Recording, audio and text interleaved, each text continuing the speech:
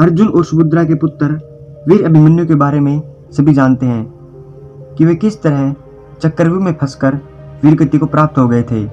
आइए इस संबंध में जानते हैं बेहद ही खास रहस्य। इससे पहले अगर आप हमारे चैनल पर पहली बार विजिट कर रहे हैं तो चैनल को सब्सक्राइब करना ना भूलें। जब द्रोणाचार्य ने देखा कि अर्जुन अपना रथ लेकर दूर निकल गए हैं, तब उन्होंने महाराज युधिष्ठिर को बंधक बनाने के लिए चक्रव्यूह का निर्माण किया। चारों पांडव भय और चिंता से घिर गए, क्योंकि युधिष्ठिर के बंधक बन जाने का मतलब था पांडवों की हार। ऐसे में अभिमन्यु ने युधिष्ठिर से कहा कि मैं चक्रव्यूह भेदना जानता हूँ, परंतु उससे बाहर निकलना नहीं। ऐसे में सभी पांडवों ने निर्णय लिया कि अभिमन्यु चक्रव्यूह भेदेगा और उसके पीछे पीछे हम भी चक्रव्यूह में प्रवेश करके उसकी रक्षा करेंगे और उसे बाहर निकाल लाएंगे। प्रारंभ में यही सोचा गया था कि अभिमन्यु व्यूह को तोड़ेगा और उसके साथ अन्य योद्धा भी उसके पीछे चक्रव्यूह में अंदर घुस जाएंगे।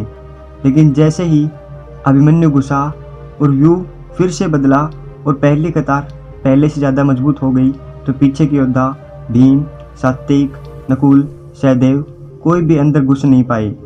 युद्ध में शामिल योद्धाओं में अभिमन्यु के स्तर के धनुर्धर 2-4 ही थे, यानी थोड़े ही समय में अभिमन्यु चक्रव्यूह के अंदर घुसता तो चला गया, लेकिन अकेला, नितांत अकेला, उसके पीछे कोई नहीं आया। सभी प्रयास कर रहे थे, तब जयद्रथ ने आकर मोर्चा संभाला और पांडवों को चक्रव्यूह में जाने से रोक दिया। जैसे जैसे अभिमन्यु चक्रव्यूह के मध्य में पहुंचता गया, वैसे वैसे वहां खड़े योद्धाओं का घनत्व और योद्धाओं का कौशल उन्हें बढ़ा हुआ मिला, क्योंकि वे सभी योद्धा युद्ध नहीं कर रहे थे, बस खड़े थे, जबकि अभिमन्यु युद्ध करता हुआ मध्य में पहुंचा था। वे जहां युद्ध और व्यूहरचना तोड़ने के कारण मानसिक और शारीरिक रूप से थके हुए थे, वहीं कौरव पक्ष के योद्धा तरोताजा थे। ऐसे में अभिमन्यु के पास चक्रव्यूह से निकलने का ज्ञान होता तो वे बच जाते, या उनके पीछे अन्य योद्धा भी उनका साथ देने के लिए आते तो भी वे बच जाते, लेकिन थकान के कारण वे अधिक जोश और होश से लड़ नहीं पाए। चक्रव्यूह में प्रवेश करने के बाद अभिमन्यु ने कुशलतापूर्वक चक्रव्यूह के 6 चरण भेद लिए। इस दौरान अभिमन्यु द्वारा दुर्योधन के पुत्र लक्ष्मण का वध किया गया। अपने पुत्र को मृत देख दुर्योधन के क्रोध की कोई सीमा न रही।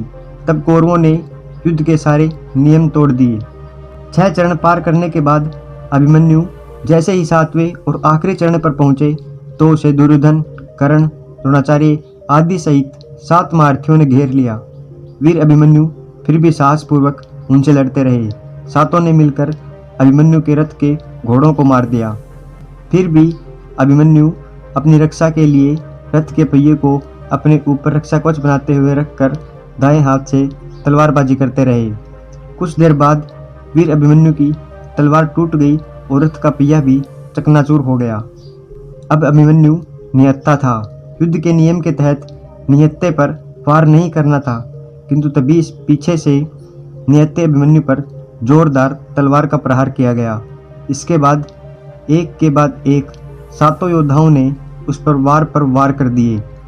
अभिमन्यु वहां वीरगति को प्राप्त हो गया। अभिमन्यु की मृत्यु का समाचार जब अर्जुन को मिला तो वे बेहद क्रोधित हो उठे और अपने पुत्र की मृत्यु के लिए शत्रुओं का नाश करने का फैसला किया। सबसे पहले उन्होंने कल की संध्या का सूर्य ढलने के पूर्व जयद्रथ को मारने की शपथ ली।